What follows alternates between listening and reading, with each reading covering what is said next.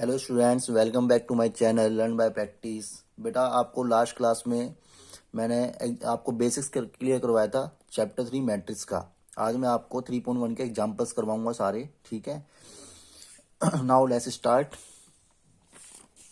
बेटा 3.1 का first example है, consider the following information regarding the number of man and women workers in 3 factories, first second and third. आपको 3 factories given है, 1 2 3। इसमें एक factory में एक फर्स्ट फैक्ट्री में मैन तो इतने वर्कर हैं, वुमेन इतने वर्कर हैं। फिर सेकंड में 25, 31, 27 और 26 इस तरीके से वर्कर्स दे रखे हैं। आपको कह रहा है represent the above information in the form of 3x2। ये ऑर्डर दे रखा है मैट्रिक्स का, इसको आपको 3x2 ऑर्डर मैट्रिक्स में रिप्रेजेंट करना है। मतलब समझ गए आप, 3 रो है, 2 कॉलम है। जो फर्स्ट पहले आते हैं बेटा उसे रो कहते हैं, जो दूसरे नंबर पे आते हैं उसे कॉलम कहते हैं, ठीक है। m इंटू एन मैंने आपको बताया था लास्ट क्लास में। तो m is the row, n is the column, ठीक है। तो what is the entry in the third row and second column में कौन सी एंट्री होगी? पहले तो मैट्रिक्स बना लो इनको। देखो आपको मैट्रिक्स में कुछ नहीं, बस जो ये डाटा है ना, इसको आपको मैट्रिक्स इसमें आपको ब्रैकेट में क्लोज करना है और कुछ नहीं है। वेरी सिंपल है। देखिए यहाँ पे आप 30 लिख दीजिए, 25, 27, यहाँ पे आ जाएगा 25, 31, 26। बस इसको आप ब्रैकेट में क्लोज कर दीजिए और यहाँ पे ऑर्डर लिख दीजिए 3x2। अब ये 3x2 का कैसे हुआ ऑर्डर बेटा? देखो 3 रो है एंड 2 कॉलम है, ठीक है। 3 रो एंड 2 कॉलम्स, तो एंड 3x2 सब्स्क्रिप्ट में लिख देते हैं यहाँ पे। ये ऑर्डर है, इसे कहते हैं ऑर्डर ऑफ मैट्रिक्स। आपको जिस ऑर्डर में कहेगा उसी ऑर्डर में आपको मैट्रिक्स अरेंज करनी है। अब ये कह रहा है कि what does the entry in the third row. Third row मतलब ये वाली रो, एंड सेकंड कॉलम मतलब ये कौन सी एंट्री होगी? 26 होगी। मतलब ये किसको रिप्रेजेंट कर रही है? वुमेन वर्कर को। ये मैन वर्कर है, वुमेन वर्कर। तो आप लिख देना इसमें थर्ड रो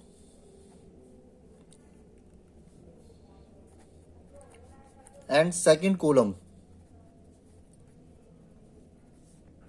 रिप्रेजेंट वुमेन वर्कर। और कितने वर्कर है वुमेन? 26 हैं। ये इस तरह से आप इसका आंसर लिख देना, ठीक है। समझ में आ गया बेटा? सेकंड क्वेश्चन है, सेकंड क्वेश्चन पे आइए आप। फर्स्ट क्वेश्चन कंप्लीट हो चुका है, आई होप आपको समझ में आ गया होगा। अब सेकंड क्वेश्चन कह रहा है बेटा, if a matrix has 8 elements, अगर एक मैट्रिक्स में 8 एलिमेंट्स हैं तो ये पूछ रहा है आपसे what are the possible orders it can have. अब इस 8 एलिमेंट्स के क्या ऑर्डर हो सकते हैं पॉसिबल? देखो कितनी रो कितनी कॉलम की मैट्रिक्स हम बना सकते हैं 8 एलिमेंट से। देखो इसमें कितने एलिमेंट्स थे? 1 2 3 4 5 6 एलिमेंट्स थे। तो इसमें आपको ऑर्डर दे रखा था 3x2। ऐसे ही बोल रहा है कि हम कितने ऑर्डर्स के एलिमेंट्स बना सकते हैं। देखो पहला ऑर्डर कितने पॉसिबल है? पॉसिबल ऑर्डर्स, हम first row 1 row and 8 column बना सकते हैं कि सारे एलिमेंट्स को इस तरीके से अरेंज कर दें। 1 2 3 4 5 6 7 8 सारे एलिमेंट्स को एक ही रो में अरेंज कर दें। तो एक पॉसिबल ऑर्डर तो ये है बेटा, या 8 column sorry 8 row and 1 column बना सकते हैं। सारे एलिमेंट्स को इस तरीके से अरेंज कर दें। 8 रो फर्स्ट कॉलम में कितने भी रो हो सकती है बेटा? इन्फिनाइट रो हो सकती है, इन्फिनाइट कॉलम हो सकते हैं, ठीक है। मैट्रिक्स से कोई वो इनफाइनाइट नहीं है। अब ऐसे ही हम और क्या बना सकते हैं? क्या मल्टीपल हो सकता है? देखो 2x4 ऑर्डर का बना सकते हैं कि 2 रो हो जाए 4 कॉलम हो जाए, या 4x2 का बना सकते हैं ऑर्डर कि 4 रो हो जाए 2 कॉलम हो जाए। इन दोनों को मल्टीप्लाई करके बेटा 8 आना चाहिए। देखो इन दोनों को मल्टीप्लाई करके 8 आ रहा है, इन दोनों को मल्टीप्लाई करके 8 आ रहा है, इन दोनों को मल्टीप्लाई करके 8 आ रहा है। तो इन आपस में मल्टीप्लाई करके 8 आना चाहिए। मैंने कहा था ना, अगर आप इन ऑर्डर्स को मल्टीप्लाई कर दोगे तो अंदर के एलिमेंट्स पता लग जाएंगे टोटल कितने हैं। तो 8 ही आना चाहिए और 8 एलिमेंट्स दे रखे हैं, तो आपको ऑर्डर इसके एक तरीके से फैक्टर लिख देने हैं आपको।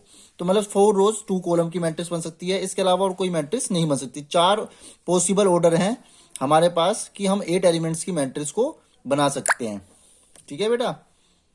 नाउ अब नेक्स्ट क्वेश्चन की तरफ बढ़ते हैं बेटा। देखिए इस क्वेश्चन में आपको एग्जाम्पल नंबर 3 में कह रहा है कि 3x2 ऑर्डर की मैट्रिक्स बनाइए जिसके एलिमेंट्स आपको गिवन है इस फॉर्मूले में, ठीक है। आपको इस तरीके से मैट्रिक्स बनानी है 3 into 3 ऑर्डर की। ये मॉडुलस का साइन है बेटा, जो अगर नेगेटिव साइन अगर आया ब्रैकेट इसके अंदर मॉडुलस फंक्शन के अंदर, वो पॉजिटिव हो जाएगा। ये हाफ है, ठीक है। यहाँ पे तो आई और जे, आई का मतलब रो होता है और जे का मतलब कॉलम होता है। मैंने लास्ट क्लास में आपको बेसिस में आपको डिस्कस किया था। अब देखो कैसे बनाएंगे। 3 into 2 ऑर्डर की मैट्रिक्स क्या होगी, हम लिखते हैं 3 into 2 ऑर्डर की मैट्रिक्स क्या हो सकती है। 1 1 एलिमेंट होंगे, 1 2 होंगे, मतलब फर्स्ट रो मैक्सिमम 2 कॉलम होने चाहिए, 3 रो होनी चाहिए एंड 2 कॉलम होने चाहिए। 3 into 2 का मतलब तो पहले ये हो गया। अब सेकंड रो होगी, सेकंड रो सेकंड कॉलम हो गया।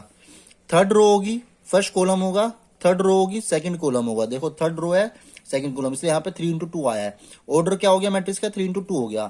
तो मुझे क्या फाइंड करनी है, A11 A12 A21 A22 A31 A32 मुझे फाइंड करनी है।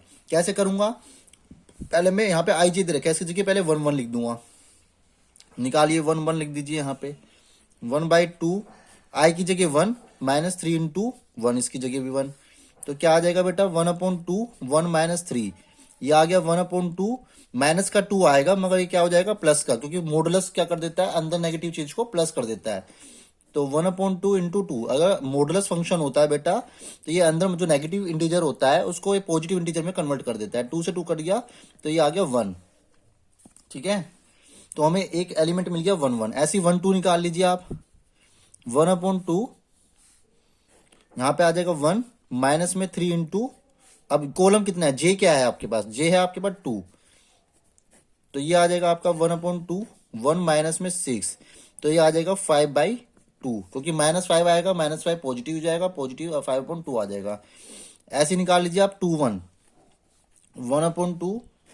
यहाँ पे अब आप आई की जगह क्या पुट कर देंगे, आई की जगह आप पुट कर देंगे 2 -3 into 1 पुट कर देंगे यहाँ पे। तो 1/2 ये आ जाएगा बेटा 2 माइनस में 3, ये आ जाएगा -2 - 3 माइनस का 1 मतलब पॉजिटिव 1, 1/2 आ जाएगा।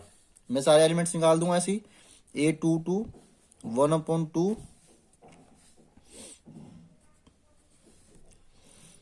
2 माइनस में 3 into 2, 2 माइनस में 6, माइनस का 4/2, ये आ गया पॉजिटिव 2, ठीक है। ये साइन प्लस का हो जाएगा यहाँ पे बाहर आके। ऐसे ये निकाल दीजिए बेटा 3 1, यहाँ पे आ जाएगा आई 3 माइनस में 3 into 1, 3 - 3 0। ऐसे आप 3 2 निकाल लीजिए।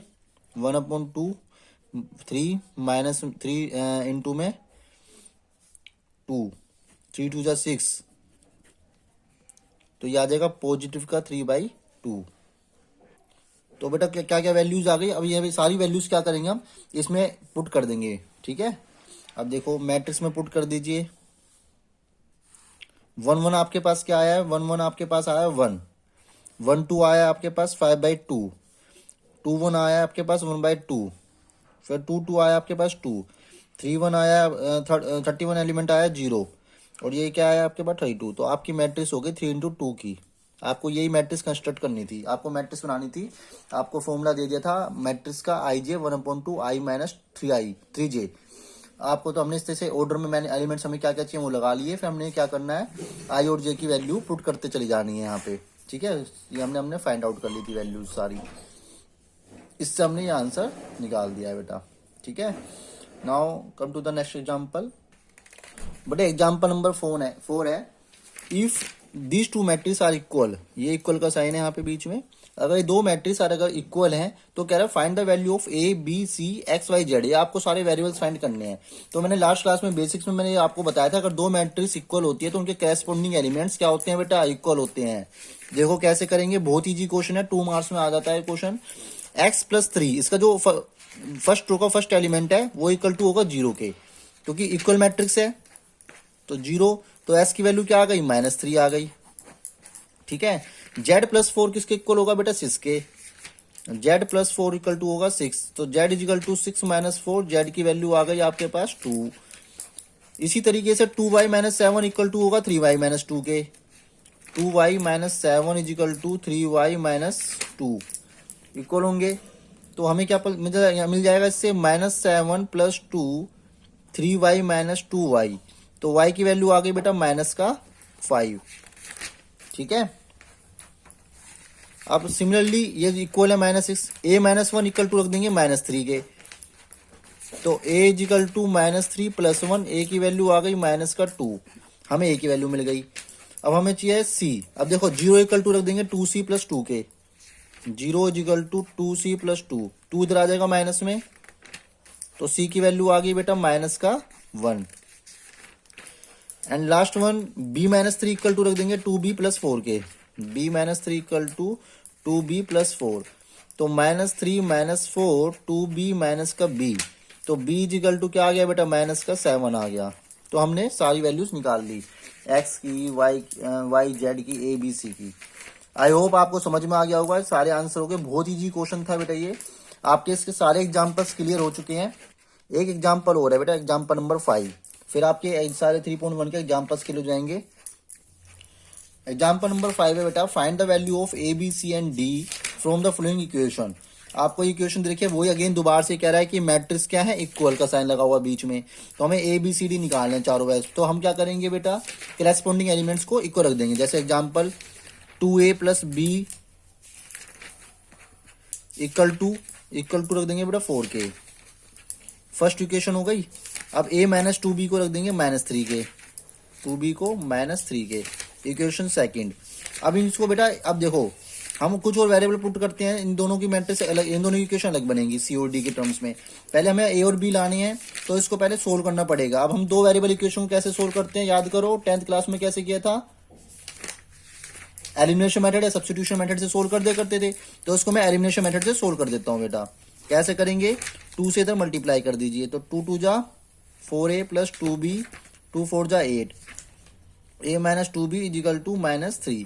अपोजिट साइन है, कैंसिल आउट हो जाएंगे, तो 4a + 1a 5a equal to 8 - 3 5, तो a इक्वल टू 1। ठीक है, a की वैल्यू आ गई। अब putting the value of a in equation first या सेकंड, किसी में पुट कर लो आप,